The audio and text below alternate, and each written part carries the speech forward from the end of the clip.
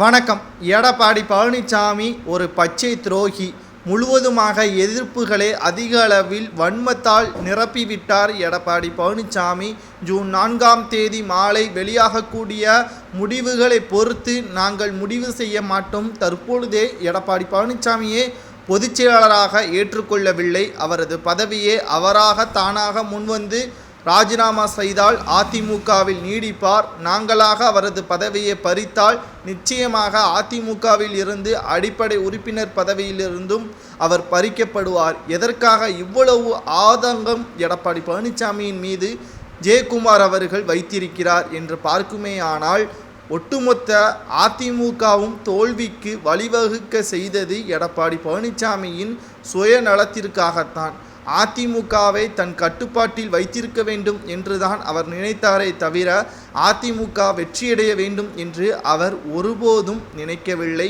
குறிப்பாக அனைத்து இந்திய அண்ணா திராவிட முன்னேற்றக் கழகம் 2019ஆம் ஆண்டு நடைபெற்ற மக்களவைத் தேர்தலில் ஒரே ஒரு தொகுதியை மட்டும் கைப்பற்றியது. ஆனால் இந்த முறை நிச்சயமாக அது கூட கைப்பற்ற முடியாத அவல நிலைதான் ஏற்படும்.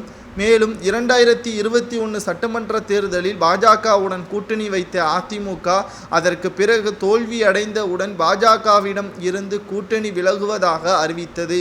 கடைசி நேரம் வரை பாஜகவுடன் கூட்டணி வைக்கும் என்று எதிர்பார்த்து கொண்டிருந்த பாஜக கடைசி நேரத்தில் அதிமுக ஒருபோதும் பாஜகவுடன் கூட்டணி வைக்காது என்ற இறுதி முடிவையும் எடப்பாடி பழனிசாமி அவர்கள் தெள்ளத் தெளிவாக வைத்திருந்தார். இதனால் தமிழகத்தில் 4 முனை போட்டியும் நிலவியது. அதிமுக, திமுக, பாஜக, நாம் தமிழர் என 4 முனை போட்டி நிலவியதால் ஓட்டுக்கள் இரம்ப சிதறிவிட்டது என்றே நாம் கூறலாம். இதுவும் ஒரு காரணம். மேலும் மிக முக்கியமான காரணமே தகுதியில்லாத நபர்களை வேட்பாளராக அறிவித்ததுதான் மிக முக்கியமான அதிமுகவின் தோல்விக்கு காரணம் என்றும் எடப்பாடி பழனிசாமி அவர்களுக்கு எதிராக ஜெயக்குமார் அவர்கள் கூறியுள்ளார். அவரது சுயநலத்திற்காக செய்ததன் காரணமாக பச்சை துரோகி என்றும் கூறியுள்ளார். ஜெயக்குமார் அவர்கள் கூறுவது சரிதானா என்பதை